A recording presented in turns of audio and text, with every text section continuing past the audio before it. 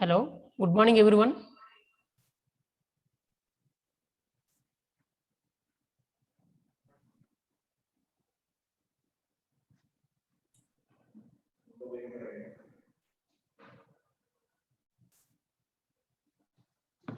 So, just joined.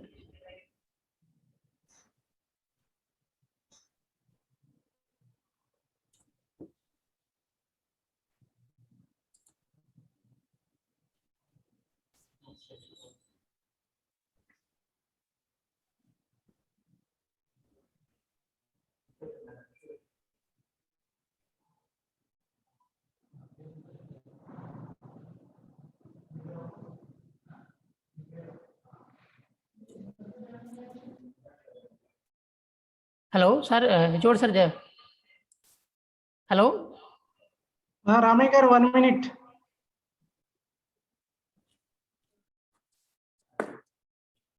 Okay, sir. Join here, sir.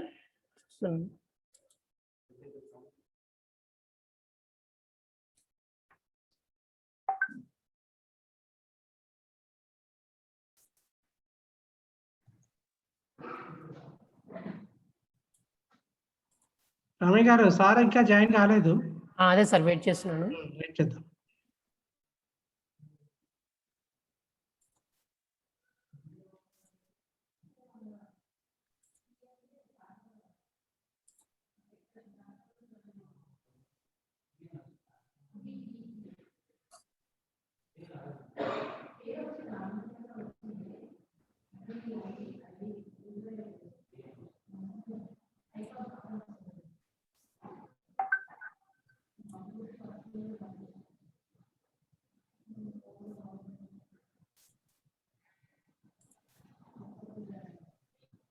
Sir, good morning, sir.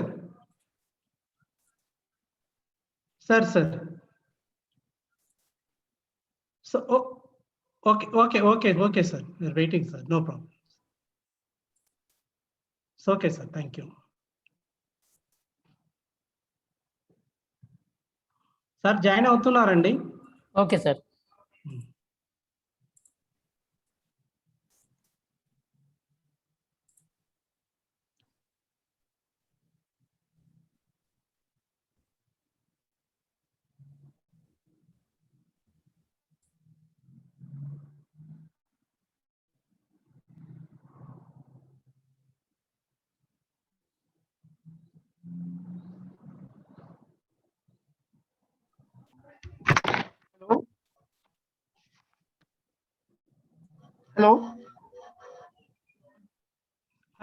Hello, good morning, sir. Sir, good morning, sir. Good morning. Good morning.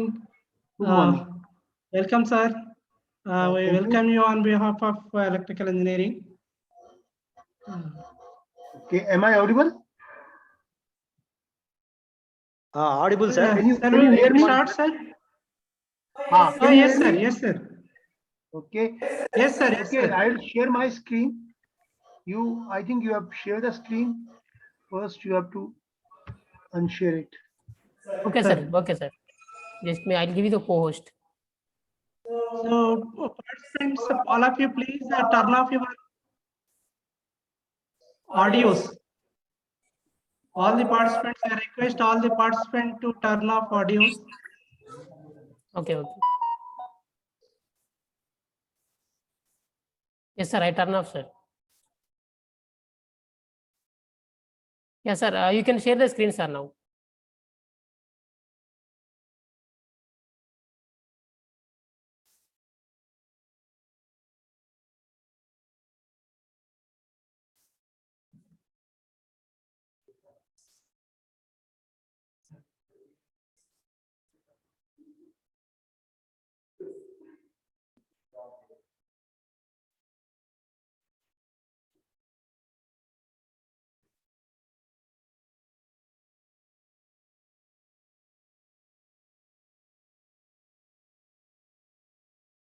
Can you see my screen? Yes, sir. Huh? Yes, sir. Okay. Yeah. Okay. Good morning. 1 minute, sir. Okay. Yeah. Good morning, dear participants. So, welcome to the webinar on power electronics, a driving force for electric vehicle. So, Now today our HOD Dr. T. Ramasubbareddy will introduce our today's speaker, Dr. Professor Mukesh Pathak. Mukesh Pathak, sir. Sir, please introduce, sir.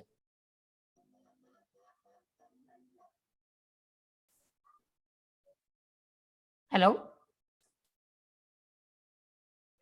Oh, not given.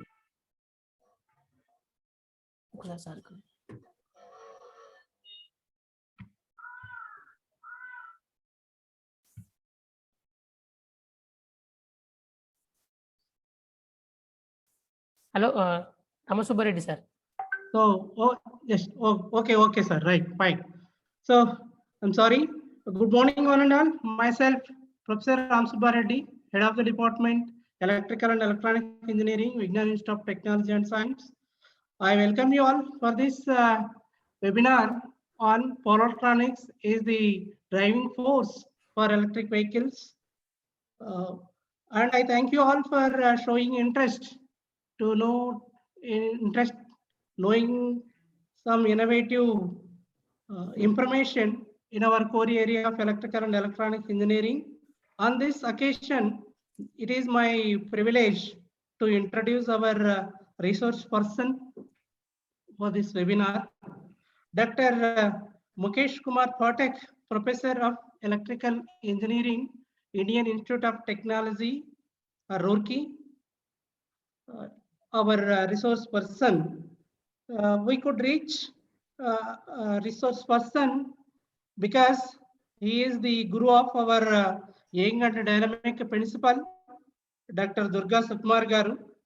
On behalf of Department of Electrical and Electronics Engineering and all participants as well, I would like to convey my sincere thanks to Dr. Pathak sir for accepting our request to be the speaker of this webinar in spite of his hectic time schedule. There is a very long and rich profile of Pathak sir. It may take more than 20 minutes for me to read out this profile. Due to time constraint, with the permission of Pathak sir, I would like to present his brief profile. Sir, with your permission, I want to present a brief profile of you. Dear participants, Dr. Mukesh Kumar Pathak, sir, graduated in Electrical and Electronic Engineering from LD Engineering College, Gujarat University, Ahmedabad in year 1987. Sir completed his master's in power electronics, electrical machines and drives from IIT Delhi in year 1995, and he got his doctoral degree from IIT Delhi in the year 2005. Presently, sir is working as a professor and chairman, recruitment examinations, Indian Institute of Technology, Roorkee. His areas of interest are electronics, electrical vehicles, solar PV, control of electrical motors, power converters for microgrids, and solar static transformers for smart grids. There are more than 8 ongoing research funding projects in his account funded by different funding agencies like DST, NHS RCL, Mission Innovation, ITPP, NBCC, MHRD, NDMC, and so on. He has published more than 50 research papers in IEEE and internationally standard journals and presented 36 recent papers in national and international conferences. Sir is the author of the textbook entitled Electrical Missions, along with Dr. M.S. Sharma as a coordinator, co-author, published by Singer Learning India Private Limited. Sir is the senior member of IEEE and fellow member of Indian Institute IE, that is Institute of Engineers India. Regarding research guidance, so far 10 candidates got their doctoral degree under his able guidance, our principal, Dr. Durga Sukumar, is one among them. And 12 candidates are working under his guidance for their doctoral degree. This is the brief profile of our resource person, Dr. M.K. Pathak sir. Friends, we are lucky enough to be associated with such a great personality through this webinar today. Now I request our resource person, Dr. Mukesh Kumar Pathak sir, to take over the session. Sir, I welcome you to take over the session, sir. Thank you. I welcome you, sir. Okay, thank you, Dr. Reddy. Sir, thank you, sir. Thank you very much. Thank you. Thank you for accepting, sir. I welcome you, sir, from my side also. So I'm very happy to see my guru. So Durga. if I am now in this position means he is my sir is with the grace of my sir only that I am right now here, sir. So because of him only I am right now. So I welcome you, sir, for this webinar. Please, sir, please take over, sir. Thank you, Durga. It's my pleasure to talk to you. So now, good morning, everyone, and today I will talk about electric vehicle. And initially, I'll introduce why electric vehicle has become reality. And through this presentation, I'll try to demonstrate that electric vehicle has become reality because of power electronics. So in that sense, I have titled my today's talk as Power Electronics are Driving Force for Electric Vehicle. Right now, all of us know that electric vehicle has become reality. They are running on roads, even though these vehicles are not, they have not become as many as we would have liked, but the electric vehicle, industry is picking up. Consumers are also getting getting interested in them. Day is not far when we will see most of the vehicles running on the roads, which are powered by electricity directly through battery storage system.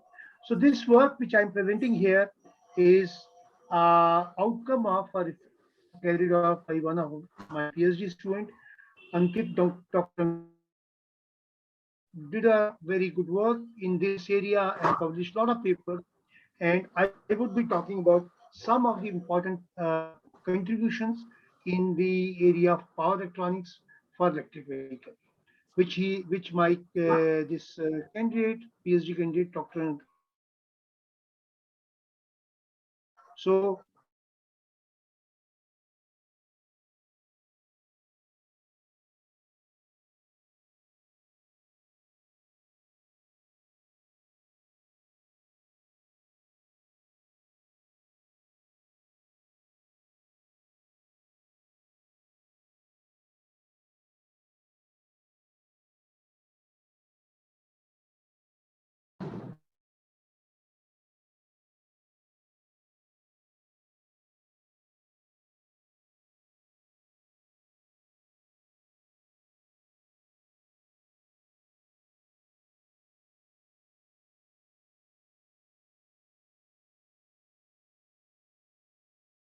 they they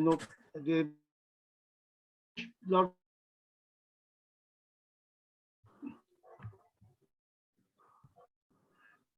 Now this electric there are a lot of people in the waiting room. Some administrator has to enter them. This is popping up in my screen. Yes, sir. So Admitted, sir. Admitted, sir. actually it is popping up again and again. I think people may also be seeing this. So electric mobility means a vehicle propelled by powered from energy stored in batteries.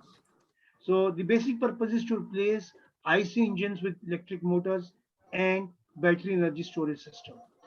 So all of us there are lots of issues with the this gasoline powered vehicles.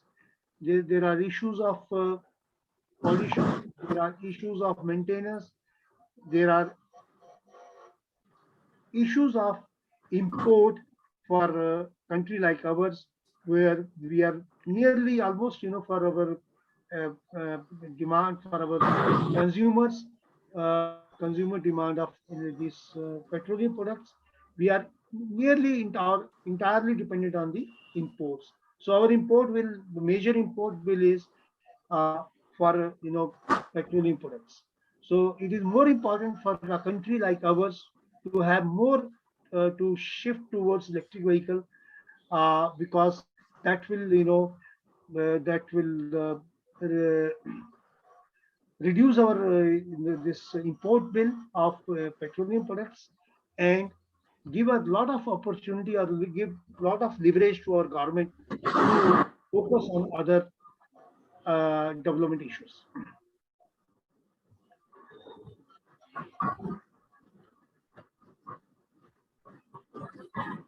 But right now, electric vehicle, even though all these advantages, electric vehicle right now is not picking up the way it should do.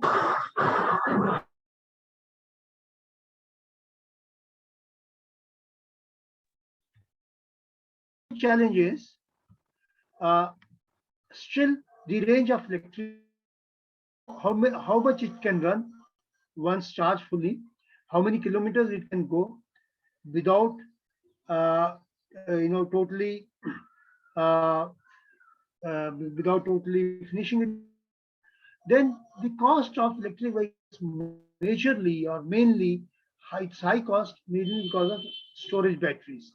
So batteries, are still not becoming, affordable for every vehicle segment, and not becoming usable in every segment of vehicle. But these small vehicles, two wheelers and all, batteries have now become reality. These this segment is overwhelmingly now being covered by battery storage systems or electric vehicles. So battery charging is taking longer time as compared to the refilling of fuel in the vehicle, because refilling can take at the most, it takes about 5 to 10 minutes, whereas this battery charging, it right now the charging system that we that are coming with the battery with the vehicles, those charging systems, they take more than 10 to 12 hours, and we do not have fast charging stations along the highways or in the cities to manage charging of vehicles at faster rate. So this is a major challenge. One is the cost. The second is the battery cost because of the batteries.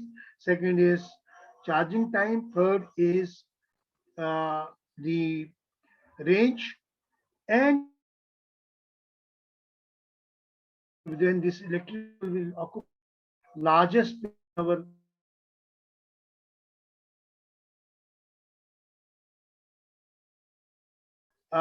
old batteries, because batteries certainly the battery and the material used in batteries is not eco-friendly, so that will also pose a lot of challenge. We are not bothering about that challenge at this point in time, because the focus is on having, somehow or other built a large number of electric. So why power electronics, or how power electronics is a driving agent for this electric vehicle? Now, electric vehicle uses more which have there for a long time. We have electric motors for now almost close to 200 years. Electric new, so why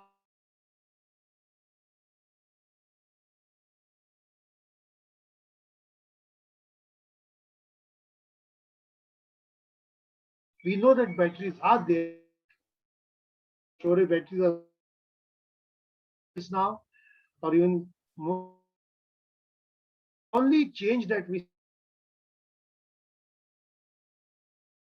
so as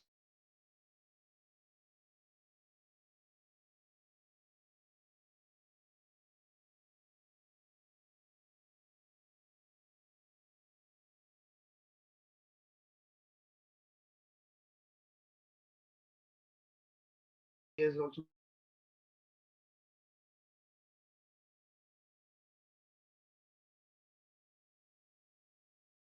uh, you know you cannot increase your speed and you cannot operate the vehicle at higher efficiency. Whereas on highways where the traffic is light, where there is no traffic problems, you can run your vehicle at a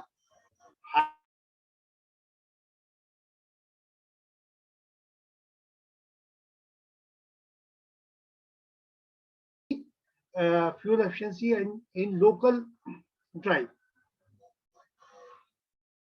So when the fuel efficiency is better, the exhaust gases are also reduced. So hybrid electric vehicles can be categorized in two main groups: fuel cell and battery based, and gasoline and battery based. We have already seen this. So this is a typical diagram of a electric vehicle comprising of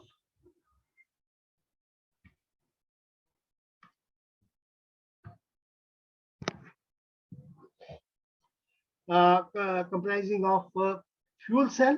This is a fuel cell, and the output of fuel cell is also DC. But this output and the battery output need to match. So there's a DC link, common DC link, and that between the fuel cell, between the battery, and between supercapacitor, there are DC-DC converters. And this DC-DC converter is indirectional because the power flow here is from fuel cell to DC link only.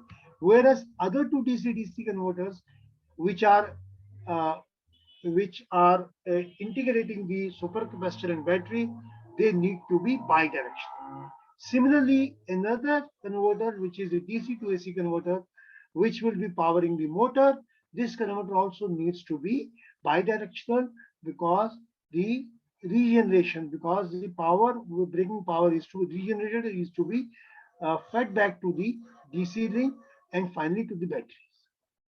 So you can see that typically the architecture or the systems inside the uh, hybrid electric vehicle comprising of fuel cell and batteries would be like this. We will have a common DC bus and then converters for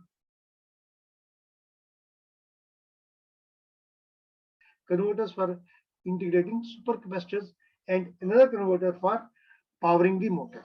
So all these converters will draw power from the DC link, and one of the converters for fuel cell is indirectional, power the DC link.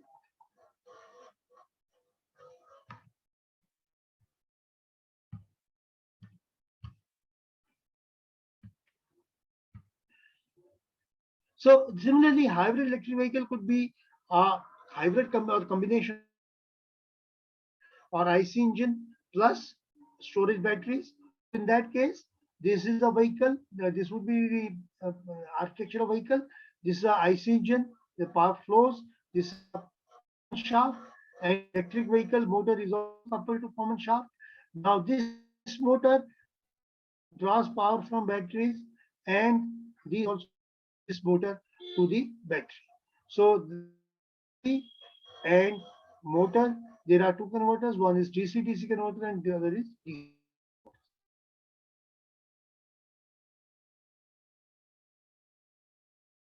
Power will flow in forward direction.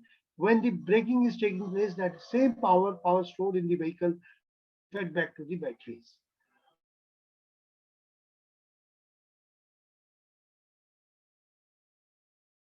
Electric motor, electric power.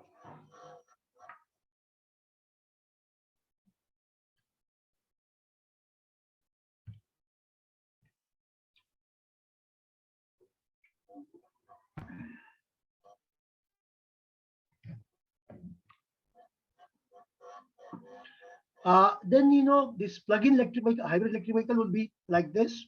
It can be series plug-in, can be parallel plug-in. So series plug-in electric vehicle is in series hybrid system, the mechanical output is first converted into electricity. So this mechanical output of engine is converted to electricity through a generator followed by rectifier, and then there's a battery pack, and that battery pack is charged through this from the IC engine, and it can external electricity. So, and then you also have a regenerative system to support the, to recover the energy stored during braking. So that, so battery charging is taking place by three means: one through the IC engine, second through a charging system from grid, and third from the regeneration. And the operation of this, the in series hybrid system is first converted into electricity using generator. Converted electricity either charges the battery or can bypass the battery to propel the wheel via motor. So this can be directly, you can charge the batteries and can also power the motor, but not directly feeding the vehicle. Similarly, parallel HEV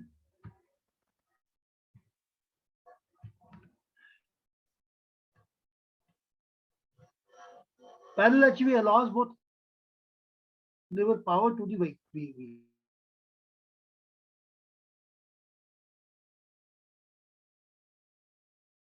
So there's no, here there's a charger, there's a battery pack, and this is simple. This is a system which is there in pure electric vehicle, and this is a system which is there in a pure gasoline powered vehicle. So both of them are coupled to the same shaft. So shaft is as well as the, so we can make a choice, or we can.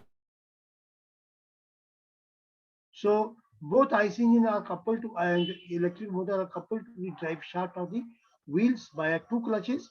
The propulsion powered by IC alone, or by electric motor alone, or by both of them.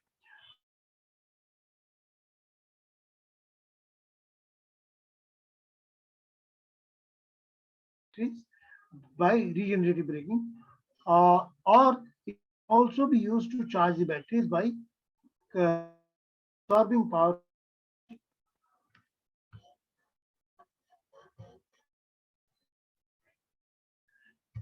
So the components of electric vehicle are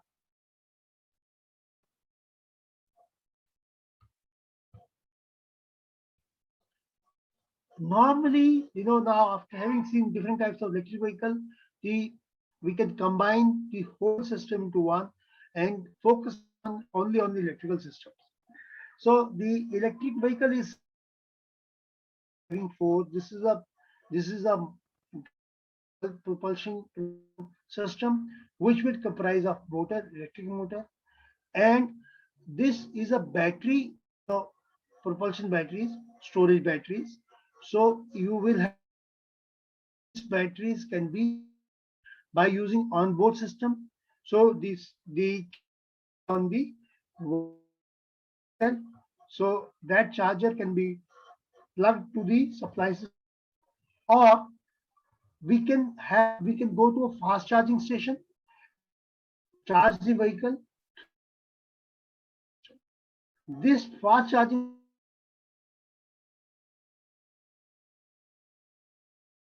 these batteries which are charged, the first thing is to have DC-DC converter, and this converter will high voltage DC bus, and this DC bus will also have super capacitors with their own DC-DC converters, because the compatibility issues.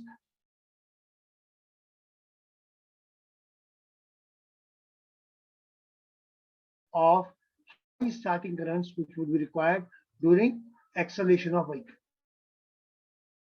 If we draw large current from batteries, the life of batteries will be increased, so that there are capacitors in addition to the battery, and these supercapacitors will provide high instantaneous power to accelerate the vehicle. So this normal ports, when they are not supplying, these supercapacitors are not supplying power, either they will, or if,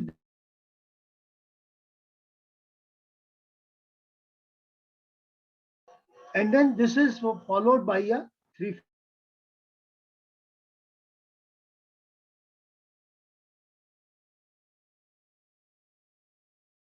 There is an internal power requirement of vehicle.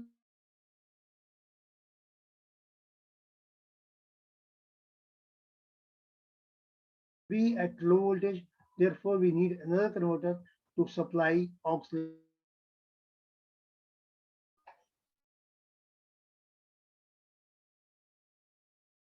Comes the metal.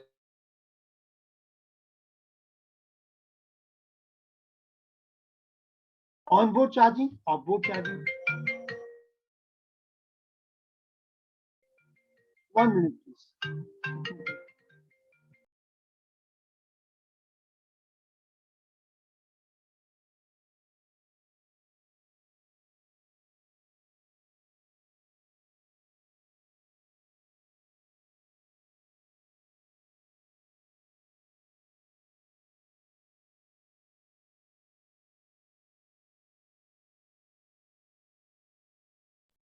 So this fast charging, which is would be essentially on the vehicle, not have fast charger, because fast charger would be quite lot of charging the vehicle. The equipment or the components used would be of larger size. Their thermal management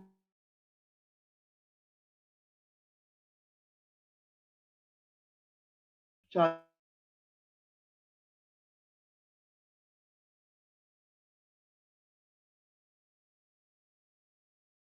And its size would be very difficult for vehicle to handle, because lot of weight, lot of cost.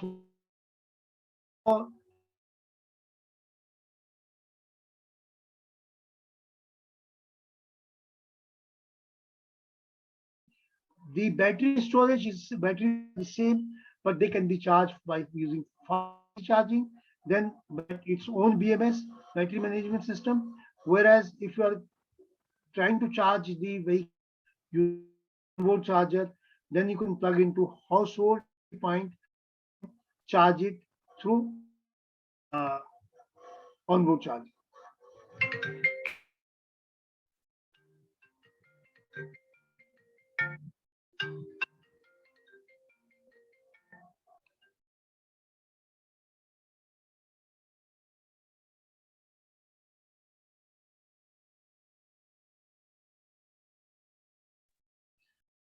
So I know now, because these charging systems are becoming commercial, so there are different levels of charging. So commercially, different levels of charging are available. Level 1 is low power, low voltage, and level 2 is 240 volt.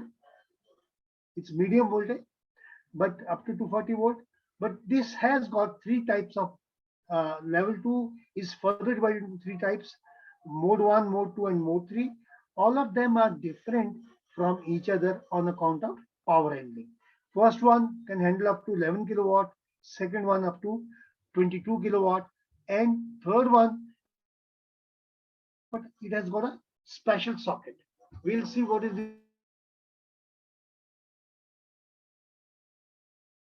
fast charging is. This is a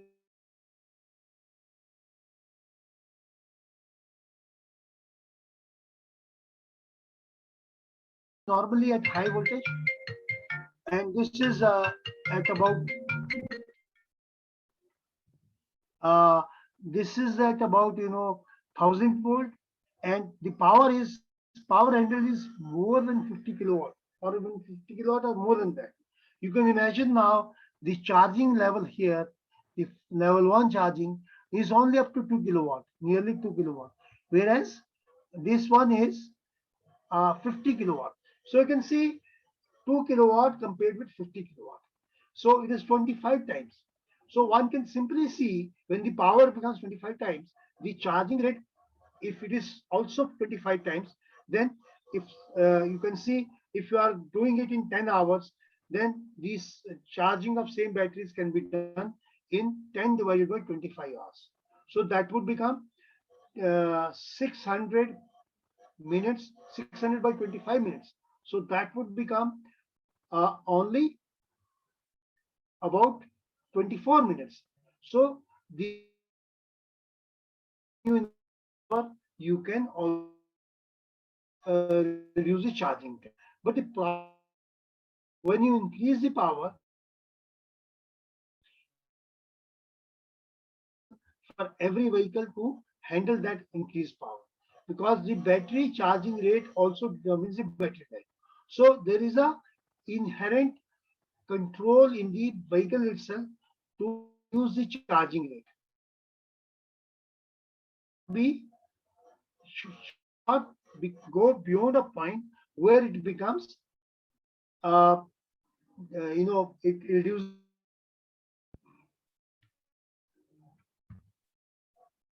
So mode 1 charging is, so we have a level, in level 1 there's a mode 1. So mode 1 charging refer to standard power outlet. There's no special outlet, standard power outlet. This power point. This type of charging involves plugging an electric vehicle into standard household socket. And this method of charging does not with shock production and DC currents. Whereas mode 2 charging is also this same charge kind of difference.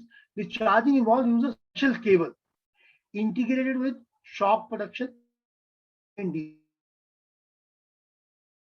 Level 1, the mode 1 is a simple where this cable is a household cable. Mode a special cable which is shock proof. And mode 2 charging, the charging cable is provided with electric vehicle. Against electric shocks. So mode 2 charging is currently the most common mode of charging of electric vehicle.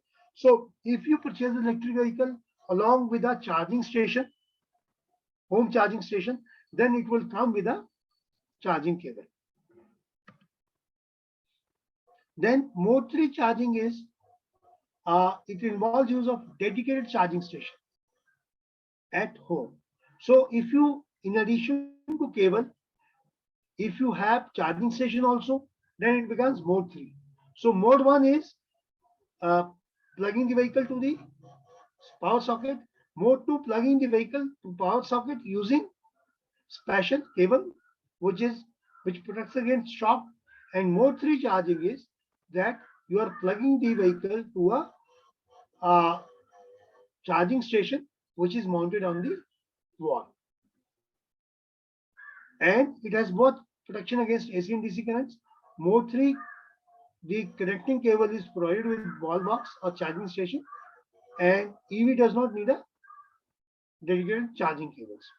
So mode 3 charging is also, it's mode 3 and mode 2 are most common. Whereas mode 4 is a fast charging or DC fast charging.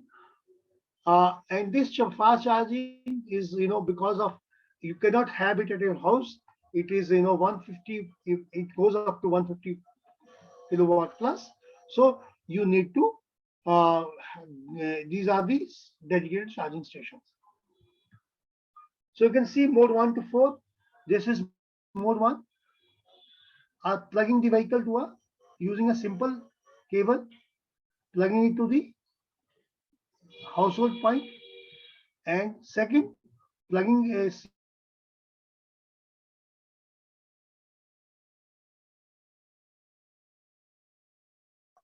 third, this is a charging station, your household charging station and a special cable. And fourth, this is a fast charging station and special cable. So eventually we will move. If we are somewhere here, we are here in this between 2 and 3. 4 is not yet in India. It is not there. Charging stations are coming, but there are very few.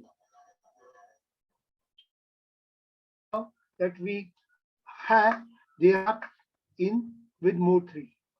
Charging station, household charging station, and special cable.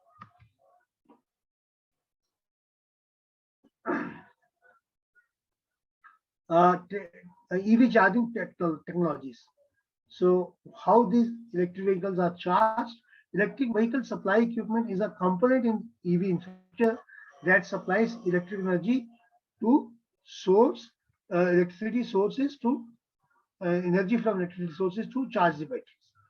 So National Electric Code defines the conductors, including underground, ungrounded and equipment and all those things, connectors, plugs and all fittings. These are the parts of charging infrastructure. So these charging infrastructure need to be standardized. Them, they need to follow certain standards so that the both environment and the systems, even the supply system is protected. So at present, all commercially available charging stations are the electricity is as in electrical output. So conduct SAE standard J1772. The standard published by SAE International, though voluntary, are frequently adopted by except Tesla. Tesla has got its own standard. And station is Cadmio 5 fast charging stations. So let me take a break.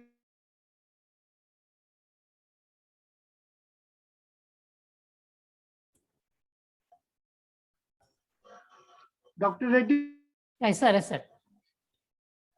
take a break of 5 minutes and then Yeah, come okay, back. sir. Okay, sir.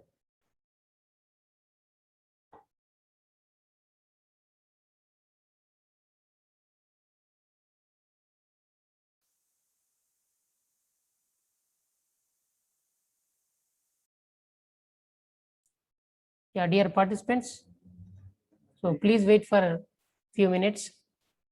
I will resume the session.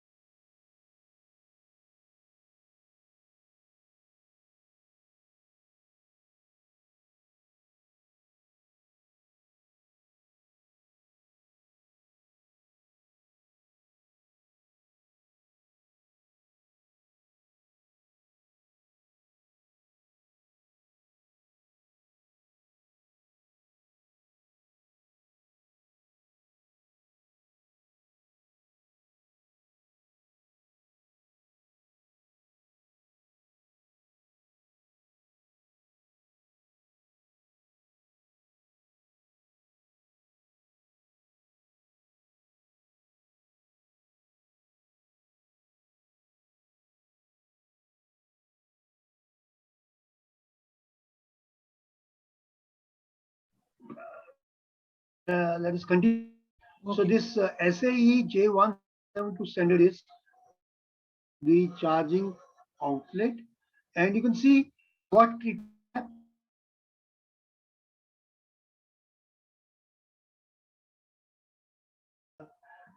feed power, AC power, then the communication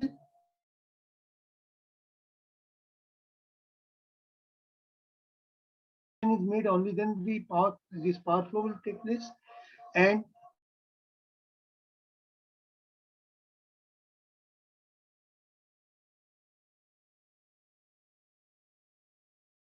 simple socket that we use in a in a common applications. There would be connection detection pin. There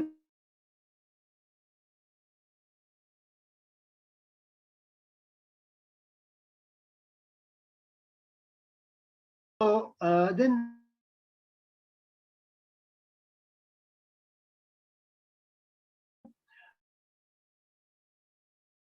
charging pins. Then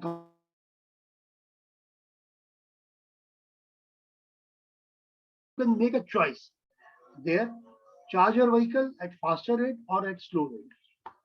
So that means fast charging points are pins are different, and slow charging pins are different, and then connection detection and communication pin is as usual it is there.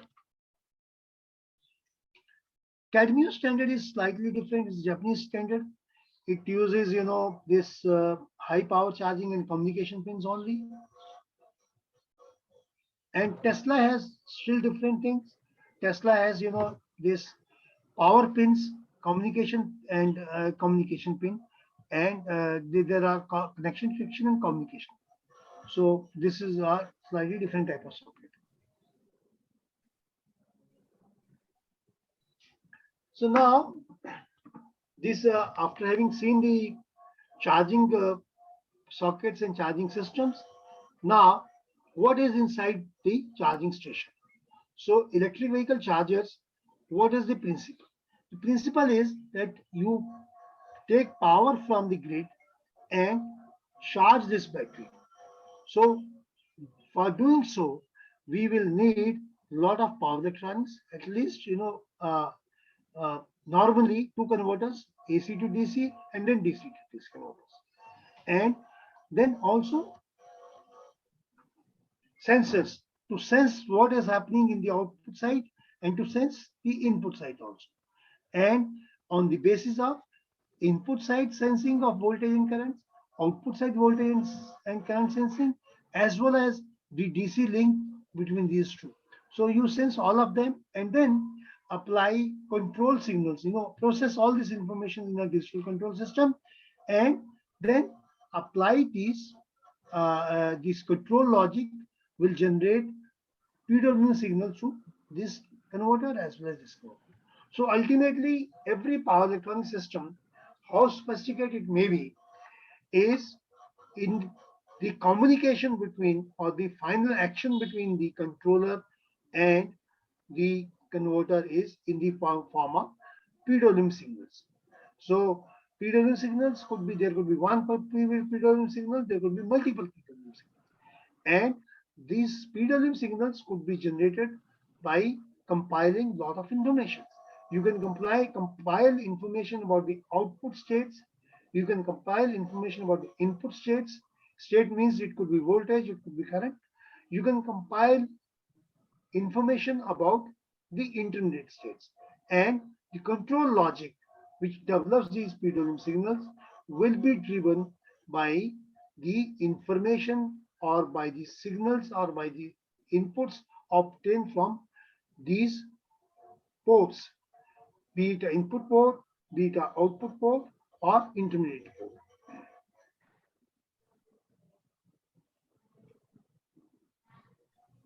So what type of converter should be used in this? The type of converters which can be used, this one possibility is that you use unidirectional topology. Unidirectional means the converter is, the power flow is from grid to vehicle only or to the batteries only, because this is the normal requirement. we will come to a situation where we'll say bidirectional power is also there. So this is an interleaved boost PFC. So interleaving is there. There are 2 inductors, 2 switches, and 2 diodes. And then this is a PFC system, and this is followed by DC-DC converter, which is also unidirectional. So these switches operate 180 degree out of phase to create output and inputs which are close to ideal one. Then we can have 3-level also, 3-level boost PFC. In 3-level, there's a midpoint capacitor configuration. So middle point of capacitor, there are 2 switches, 1 inductor, and 2 diodes. So this is another topology. So each switch needs to extend only half the voltage అందుకనే ఆయన as intro compared ఇచ్చే to పనిలో ఉన్నారు. ఆ టైంలో మీరు madam ఒకేసారి back to back లో ఉన్నట్టున్నారు. ఆయన అందుకే ఆయన each switch ఆయన needs half each switch will operate at half the voltage. So this will increase the power density and increase efficiency and reduce cost.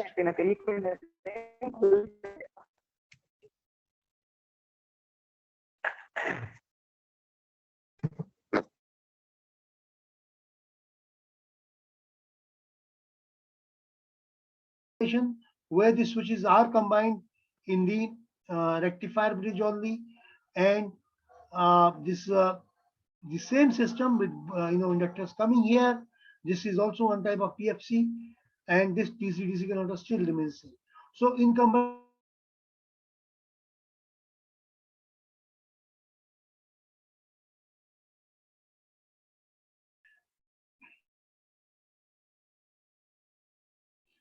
then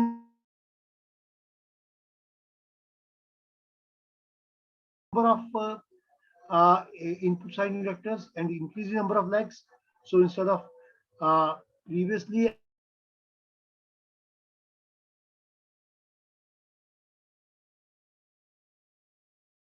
(180°), or if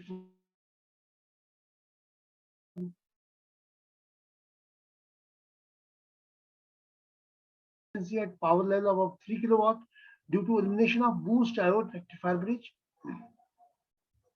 and it has low EMI problem also. Then comes the bidirectional. Now bidirectional means the power flow, this converter becomes bidirectional. So here there's a bidirectional converter. So that means this should be capable of absorbing some power also. So bidirectional topologies are, this is a single phase half bridge, then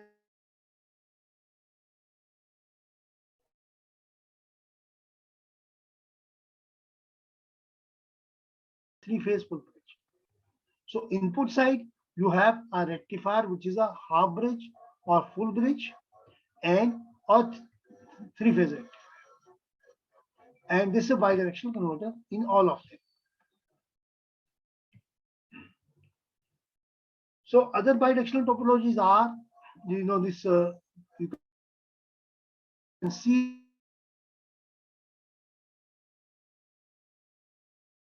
converter. This could be again half bridge DC-DC or full bridge DC-DC, or this will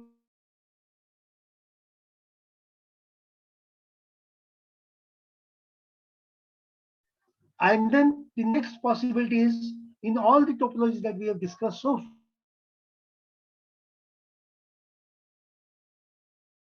also an important thing,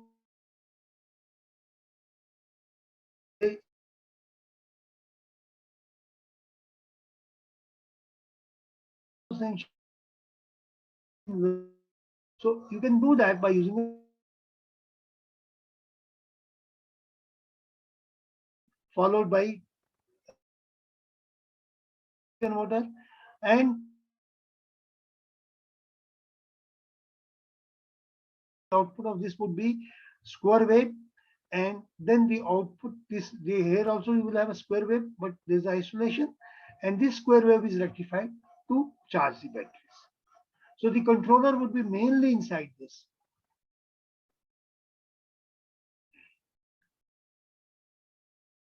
Then you can have a matrix converter here, and then transformer as usual, and then PWM rectifier to have a final control on battery charging system.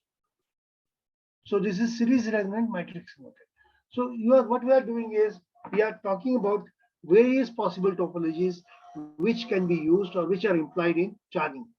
You can see rectifier, uncontrolled rectifier, then boost converter, then interleaved boost converters, then DC-DC converters followed by that. Then DC-DC converters also different types, half bridge, full bridge. Then we come to this topology. Input side, there's a matrix converter, then isolation, and output rectifier to charge the battery. So the point is that there is no single configuration which can only be implied. The power electronics design of each and every technology or each and every charging station would be different. They can imply a lot of different types of converters. It all depends on what suits or what design is forwarded by the company, by the manufacturer.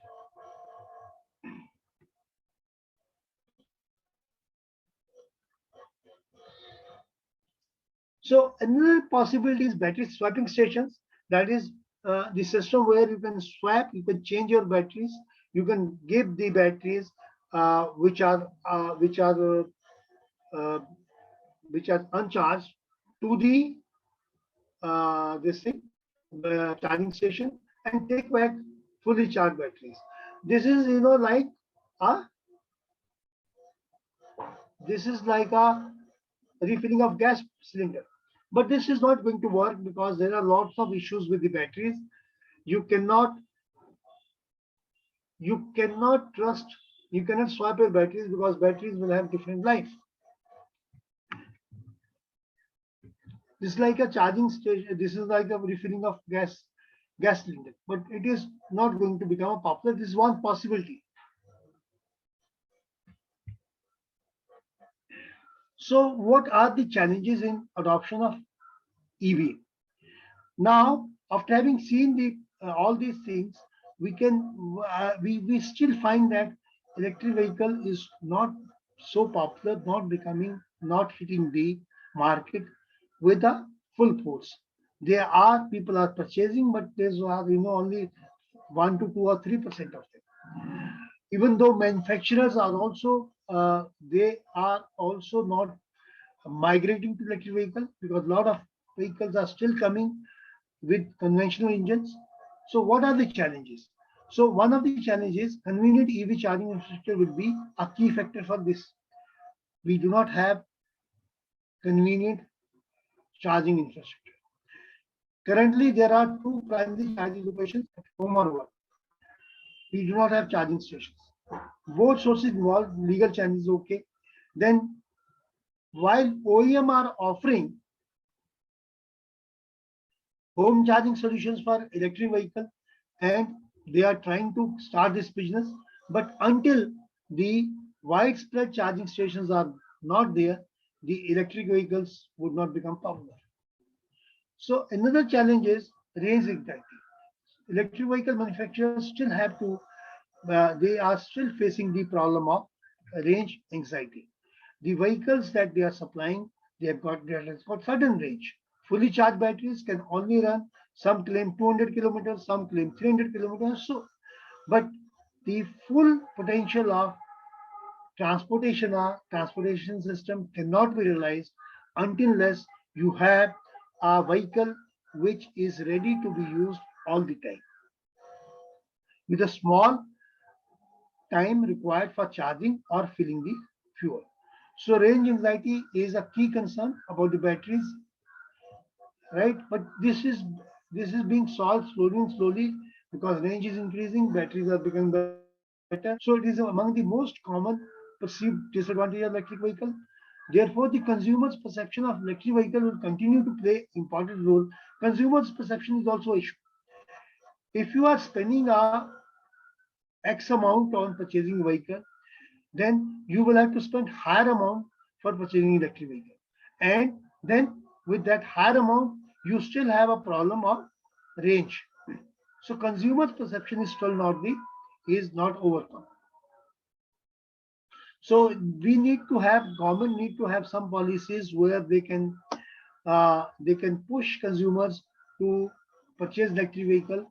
So they can give some incentive to consumers in the form of registration, in the form of some other incentive. And also provide some charging stations. So few countries are doing, but India, we are still not there. And then the another important challenge is EV manufacturers have got problem. Manufacturing is lot of, manufacturing any kind of vehicle, lot of investment is required. Now, all major manufacturers have invested in conventional vehicles.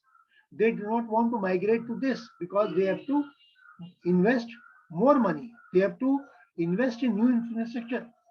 The old infrastructure that they have invested in, that would be useless. So they are also the, this original manufacturer of equipment, they are also not ready to migrate to EV. So there are, there's a electric vehicle EV 30 at 30 policy is there between different countries have signed this. So 13 countries are currently participating in EVI, which are Canada, France, and all those things, including India. And there's a campaign going on, which is EV 30 at 30. And this is, this campaign is about setting a target. That is, EV electric vehicle EVI members will have 30% market share of electric vehicle by 2030. So EV 30 at 30 means 30% market share of electric vehicle by 2030. This is a big challenge because we have not even reached, many countries not have reached even 4 to 5% of that also. Another opportunity is in the form of solar. If we can harness solar energy for charging stations, and then the cost of charging and the whole system will become green. Because right now, even though we are saying that EV is, pollution free, but if the EV is powered from a electricity which is generated in a thermal power station, then you are producing pollution somewhere. So another important issue or another challenge that opportunity that is in offer is use green power, use either solar or some other form of renewable energy to charge electric vehicles. So this is also an important thing, and if the industry can adopt this also, or charging infrastructure can come up with solar charging systems, that would be beneficial both for the consumers as well as planet. So this is how the market is growing, but the growth is seen here to be very high because we are starting from a 0 point. We are, 2010, it was almost zero. So that is why the growth is seen large, but it is still not very significant. So, targets are there in India also and other countries also. But, projections are, pandemic has hit hard and these targets are now going to be difficult to achieve. So India is also trying to, create a policy, but that policy is still not in place. So EV market is, likely to be 50,000 crore opportunity by 2025. And with two-wheelers and three-wheelers expected to, we are still having only two-wheelers and three-wheelers market. So I think I have more slides to show, but I think with the, if I continue, it will take 1 more hour, because this is one of the charging configurations that we have discussed, that we have, researched. And this is a configuration where the converters are integrated into a single converter. You can see this is a rectifier, this is a battery here, and this is a charging system, And this is the motor terminal. These are the motor terminals where there would be a converter. So the same system, the integrated converter, is first used for charging a vehicle, batteries. Then it is used for the same batteries through these switches. They are used to power the motor, and then the motor energy is recovered back through these switches. So this approach is a integrated converter, which is using only 4 switches: S1, S2, S3, and 4. So all the functions of electric vehicle, including charging. See, electric vehicle will have, plug-in electric vehicle will have 4 functions. One is charging. Second is propulsion. Third is regenerative braking. Still working? So all these 3 functions are performed by single converter. Let us see how. This, switch S1, when this switch S1 is PWM operated, other switches are off. This will charge the vehicle. During on period, this is a boost converter. Inductor would be, inductor would be charging up, and when the switch is turned off, inductor would be feeding its energy stored into the batteries. And this is these are the existing solutions. If you compare them with the existing solutions, have AC front-end converter plus PFC, then isolated DC-DC converter, then bidirectional this converter, and followed by this is an inverter for the motor, which is anyway there. So the single stage charging is you combine these two together and make a single stage charging, and then this is a battery. But what we have done is we have combined all this and this converted into a single converter, so that the front end and charging system and propulsion system, all of them become through a single converter. So this has led to a lot of efficiency improvement. This is what I have discussed. There are lots of converters possible. This is one such combination that we researched, and this is what I have shown you earlier also.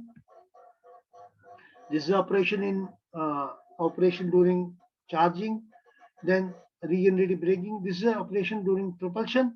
Propulsion mode, it is S2, which is predominated, and S3 is on, sorry. And then, this propulsion also, there are 2 modes. You can either have a boost mode or a buck mode. Then regenerative braking, it's only through switch S4 and S1, both of them. These are waveforms that have not discussed them. So this is one possible converter. Then another possible converter is this one. Here, this is a modified JITA-based integrated converter. This is inspired by a JITA configuration, and it has got, you can see there are only 3 switches here, and there's one mechanical switch at this down side. So this, when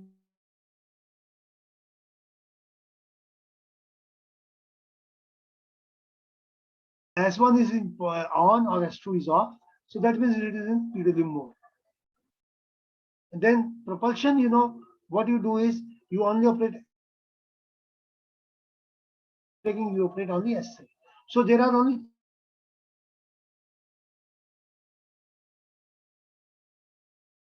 propulsion and S3 for regenerative braking.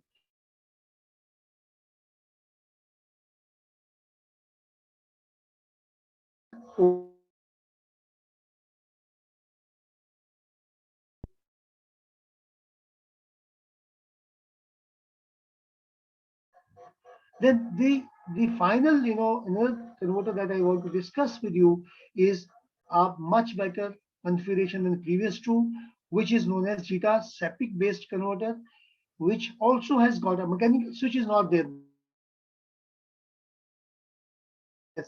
and not having S1 is for charging function.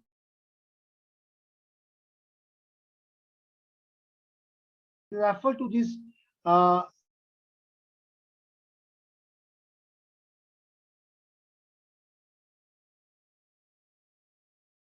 configuration.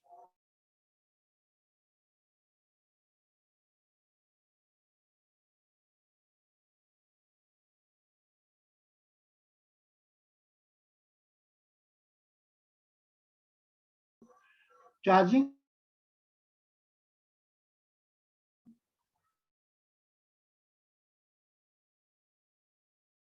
have buck boost operation.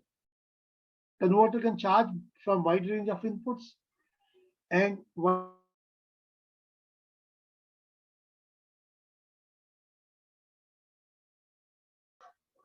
from high speed to down to zero speed.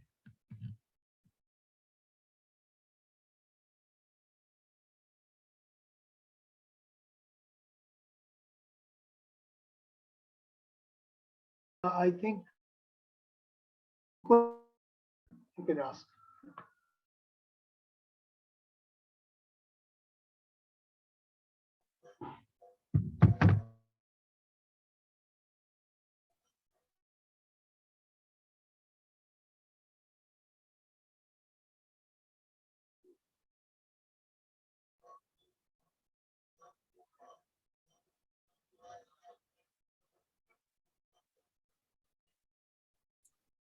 Yeah, dear participants, we can ask any queries. You can unmute and you can ask any queries.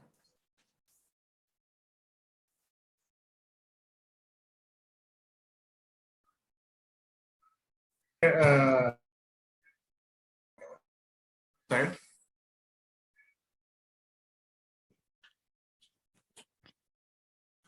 Here it is. If the EV battery is going to be charged from the grid,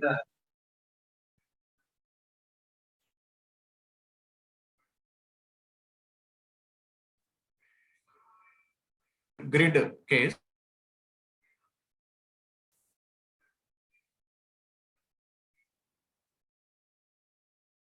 that case,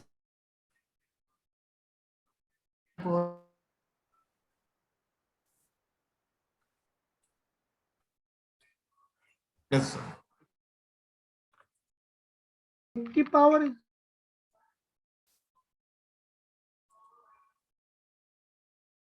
to use vehicle.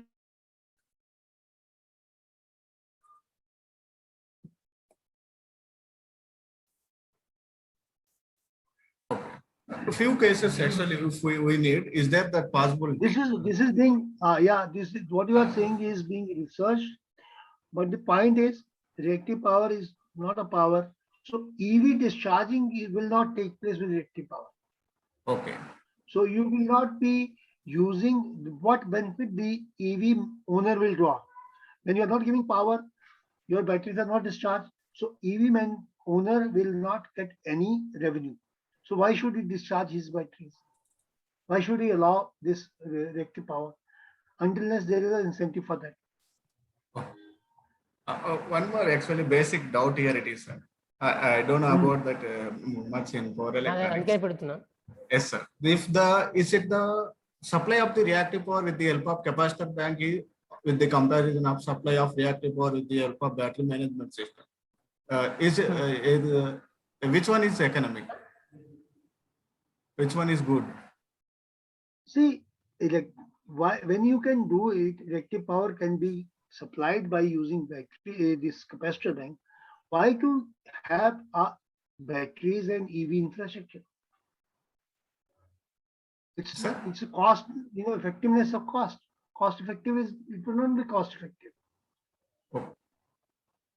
So whenever grid to vehicle and vehicle to grid is possible is only feasible or only rational when you supply power to the grid, real power to the grid, not reactive power. Reactive power support can always be created by using STATCOMs or similar infrastructures.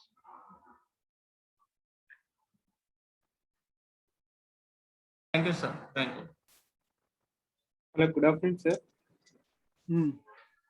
Myself, Sana Lakshmi Prasad. I am a research scholar from VIT University, Vellore, sir. Hmm. It Yes, was a yes. it was a very good session, sir. It was a nice presentation from you, sir. Okay. In an average, how many kilometers we can travel by regenerative braking, sir? Eh? Can you repeat? In an average, how many kilometers Yes. we can travel by the electric vehicles, sir? By using regenerative braking. See, every electric vehicle comes with a range, possible range when the batteries are fully charged. 200 Yes. kilometers, 300 kilometers are the claims right now. Yes. Some, Tesla is claiming more than 300, I think. Yes. But this is a dynamic thing. This is changing every year. Yes, sir. It is say I'm asking average how many kilometers we can, is it possible to No, take? what is the due to braking you are saying? Yes, sir. Yes. See, braking will only supplement. Suppose if you do not have regenerative braking, then your vehicle will run about say 200 kilometers. Yes. Okay. Now with braking, you can improve it by a 10-15 kilometers only. Okay, sir. Based on that, we can also save our fuel costs, sir. Yeah, yeah. But it will be only 5 to see the gain would be only 5%, about 5% or so. But that is very high, 5% gain is not a small gain. Okay. If your vehicle can run 10-20 kilometers extra, Yes. then it's a big achievement. Yes, sir. Okay, sir. Thank you so much, sir.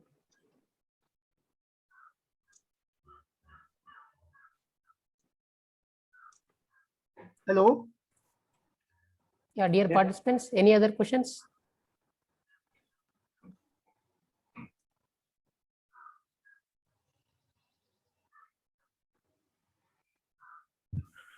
Hello, sir. Yeah, This is Vinay Kumar from JNDC Assistant Professor. Sir,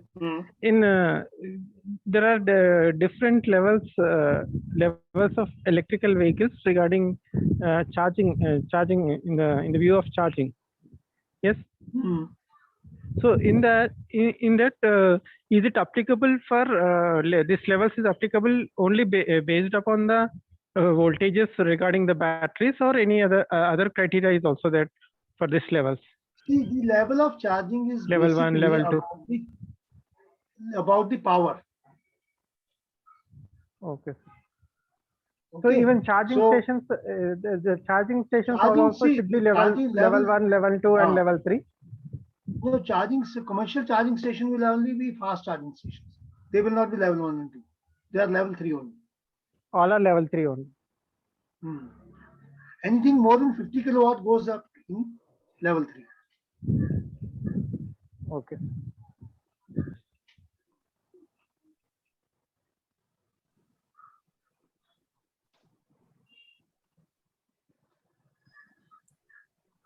Hello, HOD sir. Sir. Oh, another question, sir. Hello, sir. Hello, you please proceed, proceed, sir. Yes, sir. Actually, we are seeing that the electricity cost is somewhere it is 3 to 6 rupees or 7 rupees based upon the state corporation. But the different people like Aether Energy or Tata Power, there are few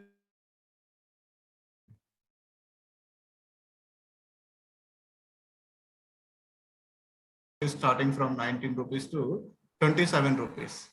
Why that much variation is there, sir? What are the... So this charging outlet will have their own, this would be similar to the, it has its own tax.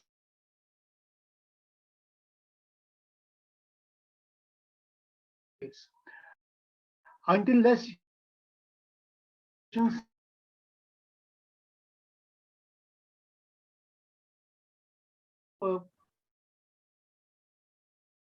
there would be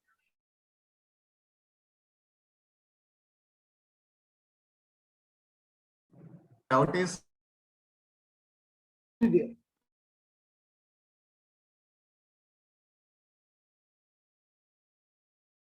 Limited. The government is going to be charged 10 rupees per hour, 10 rupees per unit. Here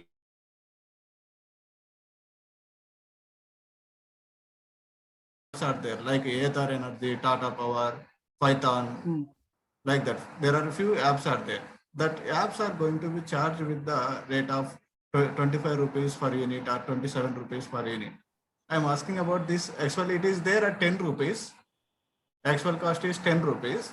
But we need to charge for that one nearly 25 rupees. That is 15 rupees. I don't know 25 why they are charging 25, but they will actually, charging station will have their own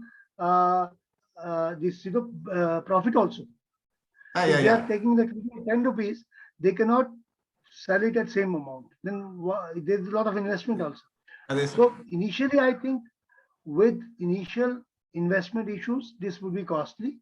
But later on, as they realize their potential, their investment, this will come down. Is there any technical reasons for that one? Not about that cost or that. Is there any about the technical losses or something else? Why should there be? See, there are two issues. One is initial cost, other is monopoly. Right. So when more and more companies will come, this will come down.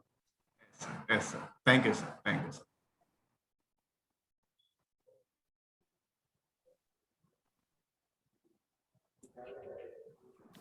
Any other questions, please? Any more questions?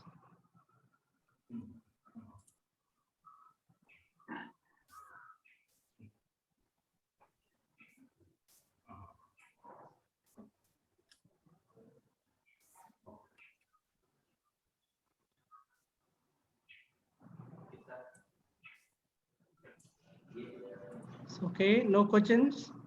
Friends, shall we conclude it? So, hello, am I audible? Yes, sir. Sir. Any questions, please?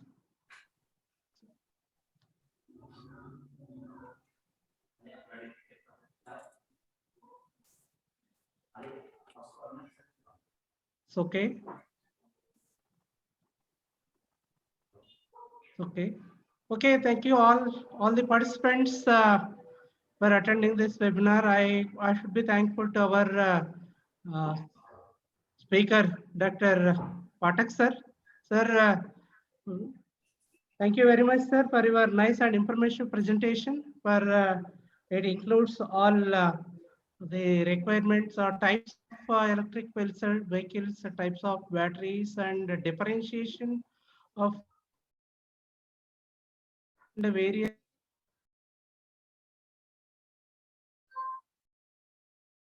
and I hope this will be more helpful for most of the researchers, those who are working in this area, sir. Sir, thank you very much for accepting our request for giving this informative presentation in spite of your busy schedule. Thank you, sir. Thank you very much. Thank you. Thank you, sir. Thanks a lot, sir. So for accepting this webinar and giving your presentation, sir. So thanks a lot, sir, from my side, sir. Thanks a lot to my guru. Thank you, sir. On behalf of Department of Electrical and Electronics Engineering, we should be thankful to our principal also, sir. He showed me the path to approach you. Otherwise, we could not do it. So we have been planning since so many months, sir. But sir has given date for us now. So I'm very much grateful to my teacher. Thanks a lot, sir. Welcome. Sir. Okay. Thank you, sir. Have a nice Thank you. Thank you. No, sir. Thank you, sir. It's okay, sir. Shall we conclude it? Yes, sir. It's okay. Sir, thank you, sir. Principal, sir. Thank you very Thank you, much thank you, for guiding us to organize this webinar by your guru. Thank you very much, sir. Thank you, sir. So, okay, sir. Ramay garu, you can- Okay, sir. Thank Thank you. you. At the last, I thank all the participants for attending this webinar.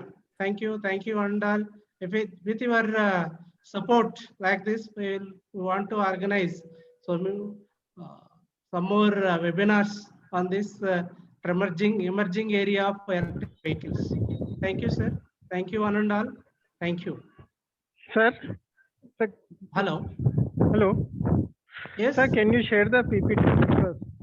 Sir, can you share Sure, the sir. PPTs which was Sure, we will share Okay, it sir. in Thank you, this sir. Thank you so webinar much. group, sir.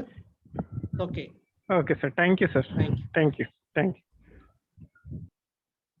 Okay, dear participants, now we can leave the session. Thank you.